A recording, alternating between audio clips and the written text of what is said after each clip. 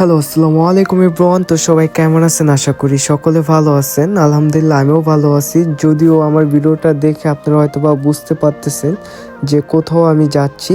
শরীয়তপুর, বিক্রমপুর টঙ্গিবাড়ি থানা আড়িয়াল গ্রাম থেকে রওনা দিই শরীয়তপুরের উদ্দেশ্যে। তো এখন আমি অটোতে যাচ্ছি হলো খানবাড়ি। আমার সাথে রয়েছে হিমেল, সজীব এবং আমি। তো আমরা যাব খানবাড়ি প্রথম, তারপর ওইখান থেকে বাসে করে পদ্মা সেতু দিয়ে যাব। তো এই বিল্ডিংটা আমার কাছে খুবই ভালো লাগে। যদিও কখনো টাকা পয়সা হয়, ইনশাল্লাহ এরকম একটা বাসা করব। তো সবাই আমার জন্য দোয়া করবেন। তো এখন আমি আছি খানবাড়ি, এখান থেকে যাব আমি পদ্মা সেতুতে করে ওই পারে যাব। এটাই ফার্স্ট টাইম আমি যাচ্ছি পদ্মা সেতুতে করে। তো আপনারা সবাই ভিডিওটা দেখতে থাকেন, আশা করি ভালো লাগবে। তো এখন আমি আর কি বাসে উঠবো। ফাইনালি বাসে উঠে পড়লাম। তো বাসে উঠলে কি হবে, যদিও আমি সিট পাই নাই কারণ অনেক মানুষ ছিল ওইখানে, যার কারণে আর কি দাঁড়িয়ে যেতে হয়েছে আমার। আর আমার হাতে ছিল ব্যাগ, যার কারণে আমি ভালোভাবে ভিডিওটা শ্যুট করতে পাই নাই। এটা একটা খারাপ দিক। তো আমি চাইছিলাম যে ভালোভাবে শ্যুটটা নেব। তো এটাই প্রথমবারের মতো আমি ওইখানে যাই আর কি, পদ্মা সেতুর উপরে উঠি। এটা হচ্ছে নিচের সাইড। আমার মনে হচ্ছিল আমি বিমানে রয়েছি। নিচ থেকে ভিউটা খুবই সুন্দর লাগতেছিল, নিচের ভিউটা। তো এখানে দেখতেই পাচ্তেছেন কি সুন্দর চর পড়ে গেছে। তো পাবজি বা ফ্রি ফায়ার যারা খেলে, যখন বিমান থেকে ল্যান্ড করে তখন আর কি এরকম দৃশ্য দেখা যায়। তো এটা আমার কাছে খুবই ভালো লাগে। এবং হচ্ছে হলো আপনার এই পাড়ের থেকে যদি আপনি ওই পাড়ে যান পদ্মা সেতুর, বা ওই পাড়ের থেকে যদি এই পাড়ে আসেন, তাহলে ওনারা 70 টাকা করে আর কি ভাড়া রাখে।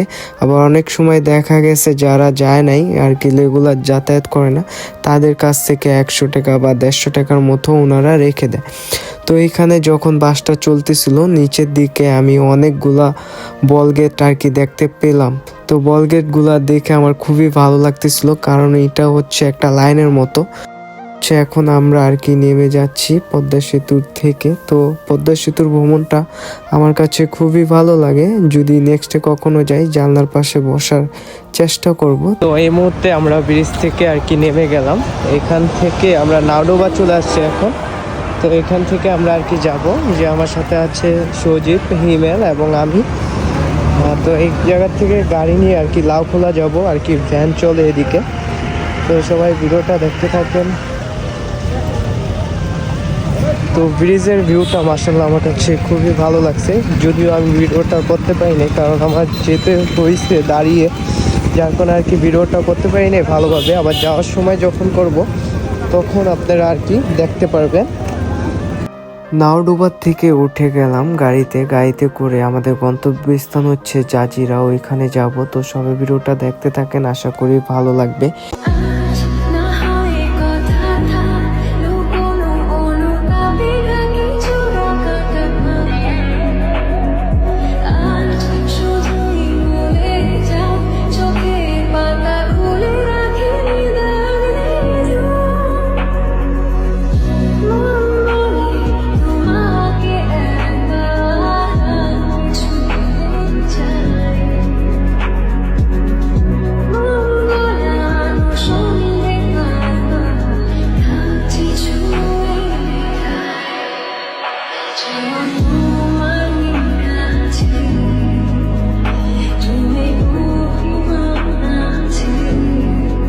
তো এটা হচ্ছে গ্রাম, আর এই জায়গার বাড়িগুলা একটু অন্যরকম টাইপের। যে মুন্সিগঞ্জে যেরকম বাড়িগুলা থাকে হচ্ছে আপনার পুরোটা কাঠের থাকে, নয়তো আপনার পুরোটা পাকা বা উপরে টিনের চাল থাকে। এখানে দেখা যাচ্ছে আর কি আপনার ঘরগুলা 2 তলা হয়, আর পিছনের যে ঘরটা হয় 2 তলা, এবং সামনে যে বাইন্দারটা ওনারা করে এটা হচ্ছে পাকা করে উপরে টিন দেয়।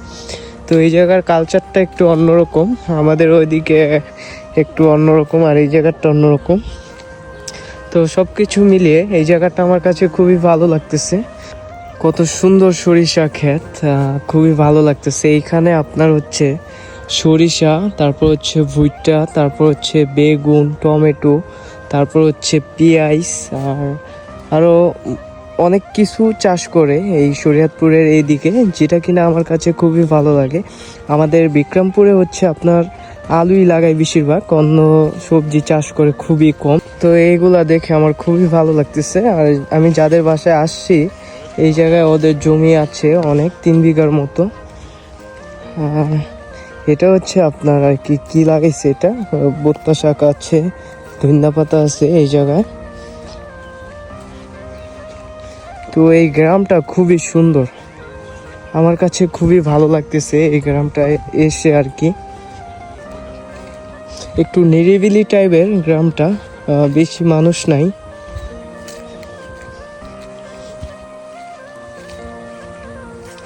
সবাই ভালো থাকেন, ইনশাল্লাহ আপনাদের সাথে নেক্সট কোনো ভিডিওতে দেখা হবে। যদিও ভিডিওটা ভালোভাবে করতে পারি নাই তার জন্য সরি। তো সবাই আমার পেজটিকে ফলো করে দিবেন, ইনশাল্লাহ আপনাদের জন্য সামনে আরো ভালো ভালো কিছু নিয়ে আসবো।